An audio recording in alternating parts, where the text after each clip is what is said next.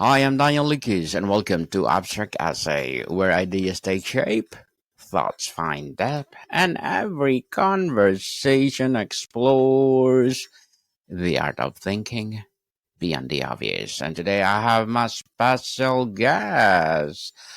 She's the author of the book The Other Side of the Gun, no other than Miss Susan Snow. Thank you for having me. Welcome to Book One Abstract Essay. I was supposed to be. Welcome to Abstract Essay, Miss Susan Snow. And can you please introduce more about yourself that I miss? Sure, absolutely. I am a trauma resiliency coach. I'm also a speaker and an author. Married to the same man and have been with him for 40 years. And I have 3 beautiful adult children. Yes, beautiful indeed. So, let's talk about the writing process of your book. And thank you so much for sharing your knowledge and wisdom to the world. Absolutely. Well, the book came because for a couple of reasons, actually. I have done a lot of work on my mental health because I have PTSD. I have been healing from that PTSD for a trauma of losing my father. And he was a Los Angeles police detective, and he was ambushed and killed when I was 17 while he was picking up my 6-year-old brother from school. And my mom and I were called to the school and witnessed his body in the aftermath. So because of that, I've had a very long healing journey. And part of that journey was because it was such a big story when it happened in 1985, Halloween in 1985. There were people that had their story, my story in their heads, and I, a lot of the times it wasn't who I was as a person. So I decided that I wanted people to know my journey and see the resiliency of the healing that happened. So I started this process of writing the book. It took me 4.5 years to write it. And the reason it did is because I had to dive and relive a lot of things throughout my life. I wanted to be 100% authentic and 100% vulnerable in doing so. So, of course, it was 100% terrifying. uh, Putting your whole life out there for the whole world to see. However, I felt like not only would this help the law enforcement community, because there was so much pain and anger around my dad's death, that there were also people out there that are struggling or maybe didn't know they had trauma in their life and didn't understand why they felt the way they felt. And I thought that by writing this book that maybe they could connect with things that I was saying and start their journey, or just know that they're not alone. They're not alone in this journey. And there is hope. You can heal from whatever traumatic experience you've gone through. Indeed, there is hope, people. Hope is always in the corner. And how did you approach structuring the narrative? Did you write chronologically or did you start the most impactful moments first? Well, a funny thing is I had no idea how to write a book. So thank God the editor I used, not only did she edit my book, but she also coached me through it.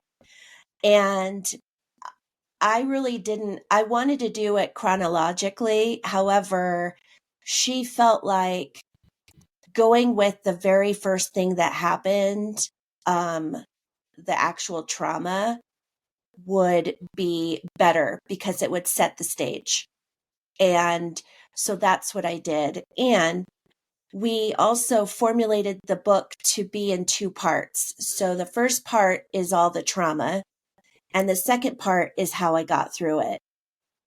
The other very important thing that I did a lot of research on was making sure that my book was short, sweet, and to the point. Because us humans have, our attention span isn't fantastic. We're busy people, and so I just wanted to make sure that I made a point and that it was a strong point throughout the book, that it kept people's attention and allowed for them to think about their own lives and their own things that their own experiences in life as well. Definitely. And Miss Susan, what did your writing routine look like? How did you create a safe emotional space for yourself to work such a difficult material? Oh yeah. Well, I time blocked. A lot of the time I did my writing in the morning. Um, and because it was very difficult, because it was very emotional, there were days where I just had nothing left.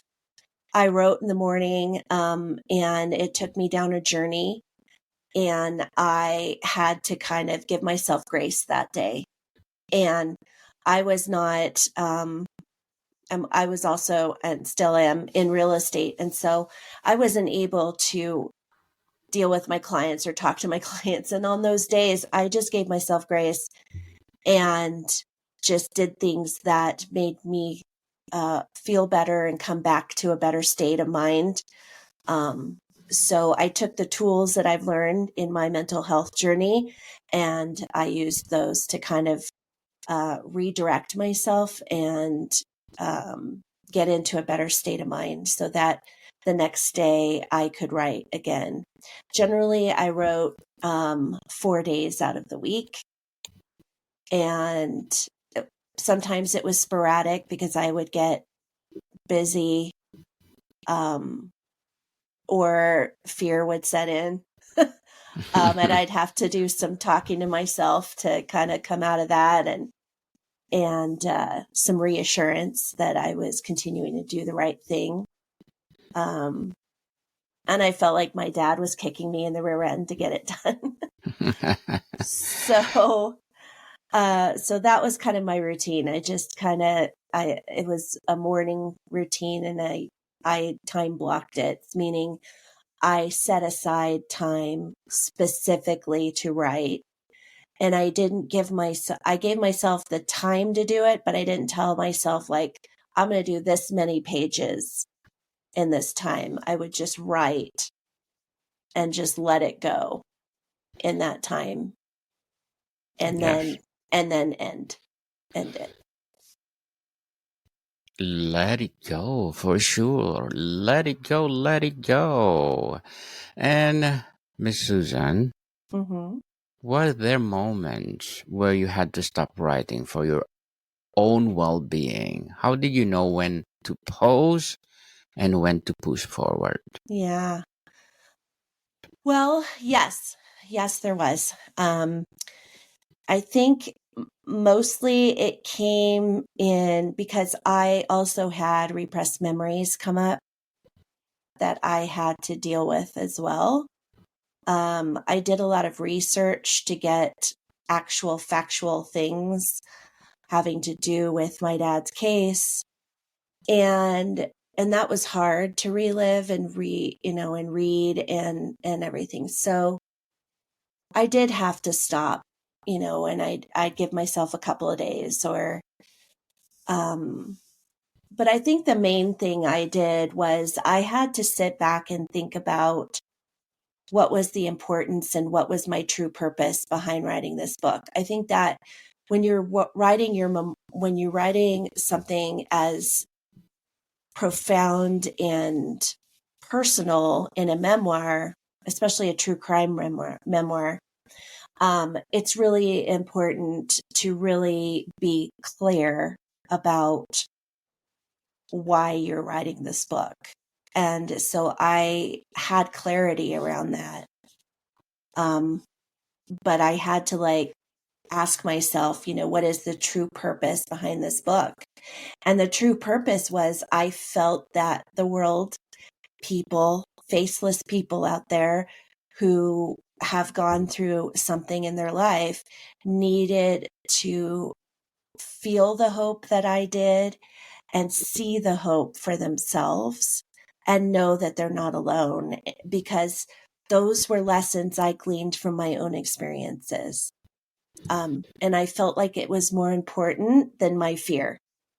So it allowed me to bulldoze that fear and keep going. Emotional landscape and healing. How did the process of writing and reframing your experience change your relationship with the trauma itself? Well, I will say my book did more for me than years of therapy did, um, in total, because I was able to sit in it and I was able to go through the emotions um, on my own pacing. When you're in therapy, you have a certain amount of time with your therapist. This way, I was able to really dive in and feel the emotions around it. And, I did have the tools from all of the mental health work that I had done, such as, just going out and grounding myself in nature, going for a walk, getting fresh air, um, breathing techniques, like anything that was going to calm my nervous system, because there were times where my nervous system would, get out of whack from my writing, because I was experiencing those things again. And it was causing my anxiety to rise. So I would have to use those tools that I had um, to regulate my nervous system again. And that was very important, because if you aren't regulated, your writing is not going to happen. You're going to have your emotions take over, and you're not going to be able to get what's really important on those pages. Definitely. Missing those pages for sure. Did you discover anything new about yourself or your resilience through the act of writing? Oh, absolutely. When I wrote the book, I thought, how much did I grow from this experience? And I'll tell you an example of what it proved it to me that I did. I After the book came out, I had a speaking engagement and a book signing in Southern California, and that was the place where this happened, where this occurred. So I had these two things, and before we left, my husband and I left Southern California. I went to the cemetery to see my dad and talk to him. um, and while I was there, something in me told me that I needed to go to the school where he was killed. LAPD had put placards out on the street signs of all the places where officers were killed in line of duty, and my dad's placard is in front of the school on the main street. And anytime I went by that school before this book, I would feel sick to my stomach. I would get very anxious and very emotional, and I really just couldn't go anywhere near it. And so when this thought of going by the school popped up into my head, I thought, okay, I'll do it. Whoever's telling me to do this. And so we went to the school. I found the placard. And as I was standing on the street looking at the placard, I felt peace. There wasn't a part of me that was anxious anymore. There was not a part of me that was sad anymore. There was not that part of me that wanted to cry and scream and do all the things that I did before. And then that little voice in my head said, how far can you push this? So I was driving that day, the rental car, and I told my husband, before we go to the airport, I want one more place to go. And he was clueless. He had no idea. And he's been with me since the very beginning. So we drove up the street and we started to turn right on the street that connects the front side and the back side of the school. My dad was killed on the back side of the school. And as we turned onto that street, my husband looked at me and said, "What are we doing?" And I said, "Just give me a minute." I drove up the street. I turned the car around and I sat there.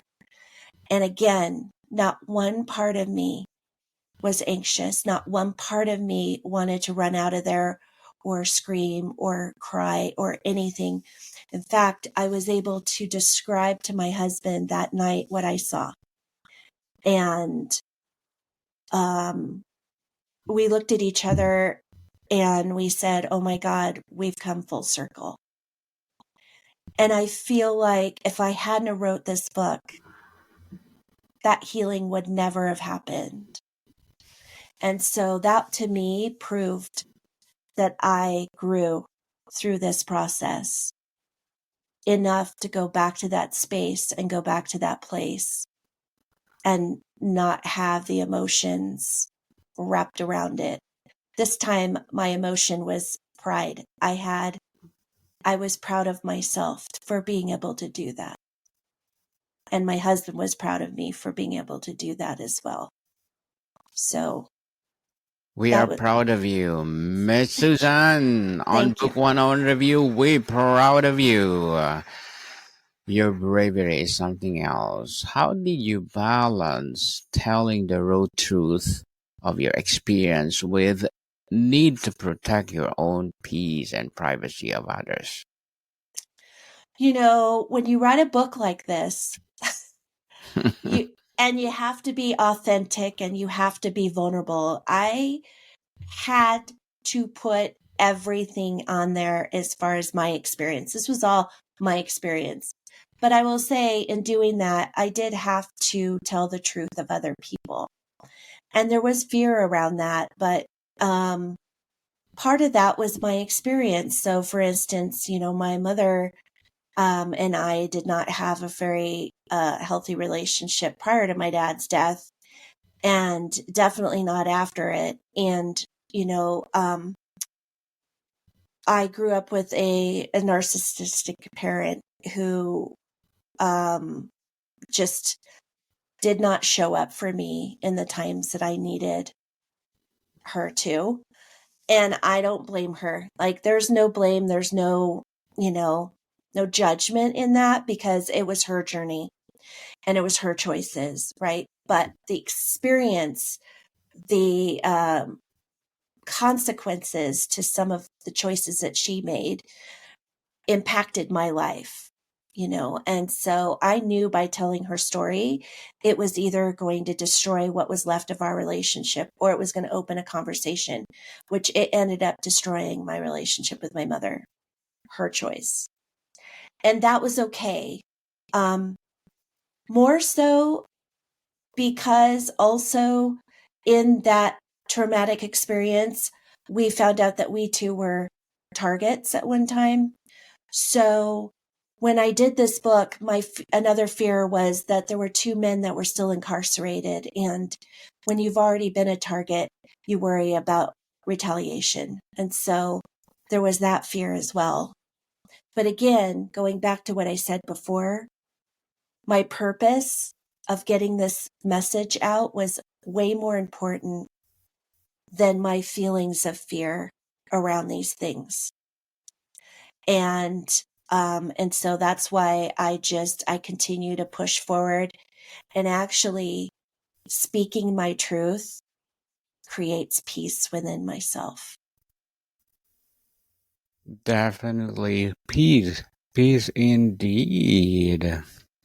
And Miss Susan, as an author, what are your short term and long term goals?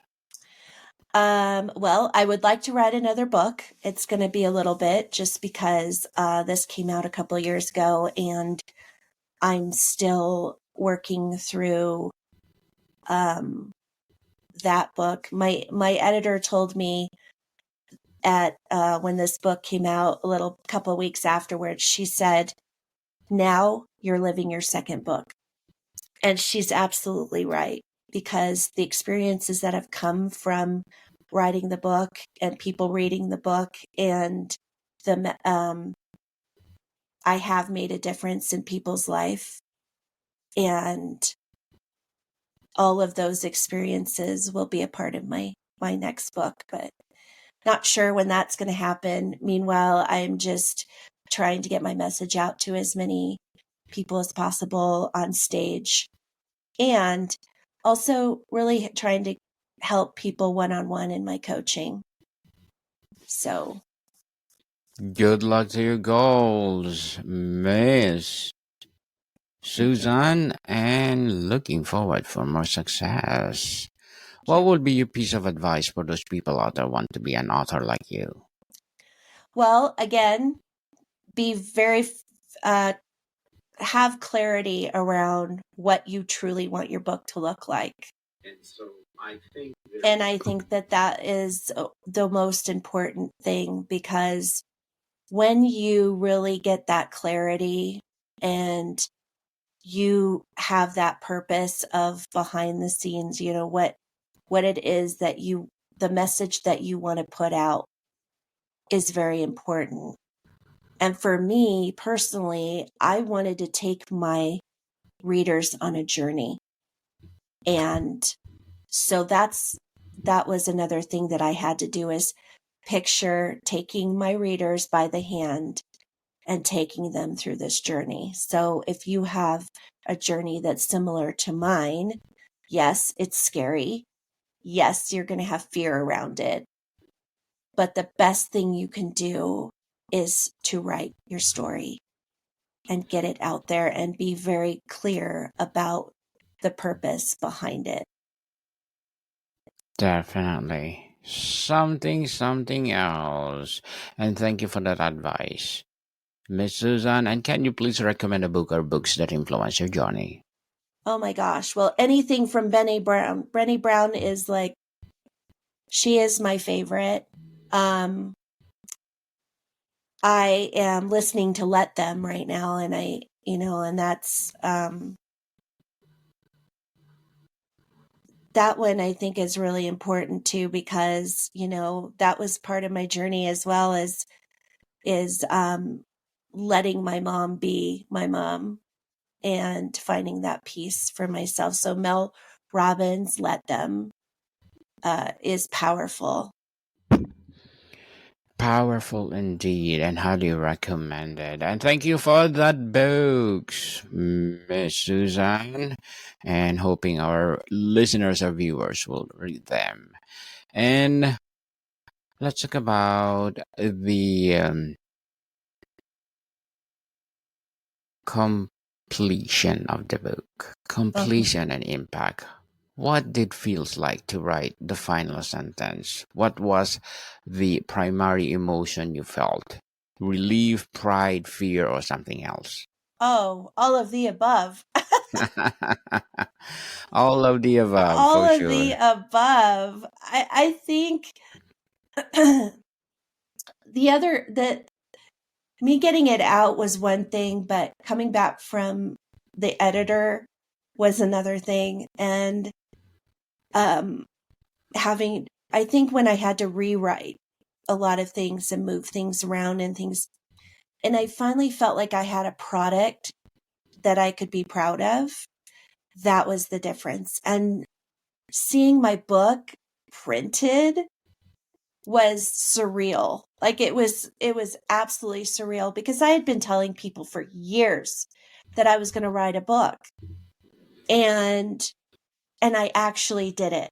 I moved forward with it, and I actually did it, and I was so proud of myself, that it was actually out, and it was out there, and um it was a surreal feeling, absolutely surreal.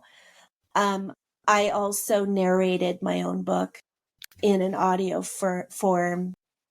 And when I got done narrating the last page, and the last sentence and the last word, I broke down. And I think I was more emotional with that than I was the actual writing part. And I think because it was, that was a task. That was not easy. I mean, I can tell my story this way, right? On a podcast, on a stage, but it's different when you're hearing it from your own voice and your own emotions and everything. And so I experienced what my readers will experience listening to it. And that to me was even more surreal. Indeed, surreal. So, what the single most important message you hope a reader who has experienced trauma takes away from your book? I think the most important thing that you can glean from my book is that, again, there is hope. You can heal from it. You can, by choosing to heal, by choosing to make that first step to find the professional that is going to guide you in your journey of healing, is scary. But I will tell you, not having that pain hold over you is powerful. And by taking that first step, you are taking your power back from that person or that thing that hurt you. So do it, because I promise you it'll be worth it. Do it, people. Do it and stop procrastinating. If you have the passion to do something, please share to the world. So, Miss Susan, before we wrap up our discussion for today, I'm inviting you to please do listen to my other podcast, people. My other podcast, because my abstract essay is already in fifth season, abstract poetry in second season, and my food one, and my book 101 review in fifth season too. Comedy 101 in second season, and my food 101 in fifth season as well. Geography 101 in fourth season, and my baby podcast Law 101 and Mental Health 101, Love Letters in its third season, and Movie 101 Review and Music 101 in fourth season, and Science 101 and Sex 101 in its first season. Please listen to them wherever you listen your podcasts. So, Miss Susan, now that your book is out in the world, what's the story ended for you, and does it continue a new way? Oh yeah, absolutely. I'm a different person. So, yeah, I mean, I continue to, just because I wrote the book doesn't mean that the healing stops. So I'm ever evolving, and I see things a lot clearer than I used to, and I'm very grateful for that. And I think because I've had this experience of writing this first book, the second book won't be quite as difficult to do. And I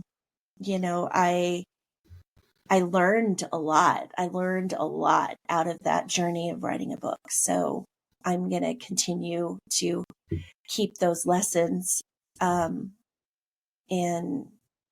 continue this journey of getting my message out. Indeed, Miss Susan Snow. Thank you so much for sharing your knowledge and wisdom to the world. Hoping for more and more empowering books like this to come. So, can you please invite our listeners to support The Other Side of the Gun? Sure. So The Other Side of the Gun is on Amazon. It is a paperback form. It is in Kindle form, and it's in audio form. I do have a website. It's susansnowspeaks.com, and it's my one-stop shop. You can get information on my speaking, my coaching, and my book. Yes, people, let's support Miss Susan Snow, because if you support her, for sure, more and more empowering books like this to come. So, Miss Susan, thank you so much for your time. Thank you for having me. Welcome, people. See you soon.